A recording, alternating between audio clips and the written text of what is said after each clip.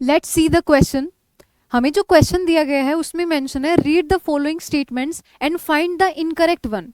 आपको 4 स्टेटमेंट्स दिए गए हैं, आपको उन स्टेटमेंट्स में से इनकरेक्ट स्टेटमेंट्स को पहचानना है। पहला जो स्टेटमेंट है वो है the cells columnar epithelium of gut specialised to secrete mucus.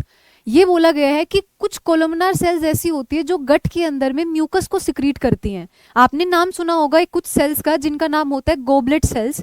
ये गोबलेट सेल्स क्या करती हैं? म्यूकस रिलीज करती हैं। क्या रिलीज करती हैं? म्यूकस रिलीज करती हैं। ये गट वॉल में प्रेजेंट रहती हैं और ये कोलुमनार सेल्स से ही बनती हैं। तो ये स्टेटमेंट क्या है हमारा? सही। सेकेंड स्टेटमेंट में बोला गया है the columnar epithelium of the proximal convoluted tubule of nephron has microvilli. आपको ये पता होना चाहिए कि जो पीसीटी होती है, नेफ्रॉन का एक पार्ट होता है, ट्यूबुलर स्ट्रक्चर होता है पीसीटी, जिसको प्रोक्सिमल कन्वोल्यूटेड ट्यूब्यूल बोला जाता है। यहाँ पे कोलुमनार सेल्स प्रेजेंट नहीं होती। यहाँ पे कौन सी सेल्स प्रेजेंट होती हैं? यहाँ पे प्रेजेंट होती हैं क्यूबॉइडल सेल्स। कौन सी सेल्स? Cuboidal sales. तो इस वजह से हमारा ये स्टेटमेंट चला गया गलत।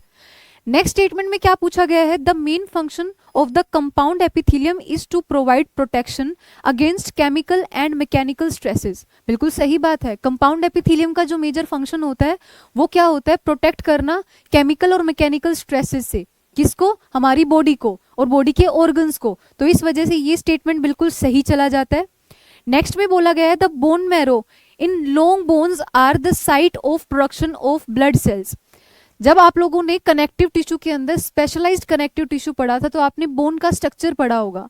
बोन के स्ट्रक्चर के अंदर आपने ये देखा होगा कि कुछ ऐसा हमारे पास लॉन्ग बोन होती है। इस तरीके से लॉन्ग बोन का ये स्ट्रक्चर होता है और ये लॉन्ग बोन के अंदर जो ये पार्ट होता है स्पॉन्जी पार्ट, इस पार्ट के अंदर में रेड बोन मैरो प्रेजेंट रहती है। इस रेड बोन मैरो को के अंदर में कुछ सेल्स प्रेजेंट रहती हैं जो कि मल्टीपोटेंट स्टेम सेल्स होती हैं।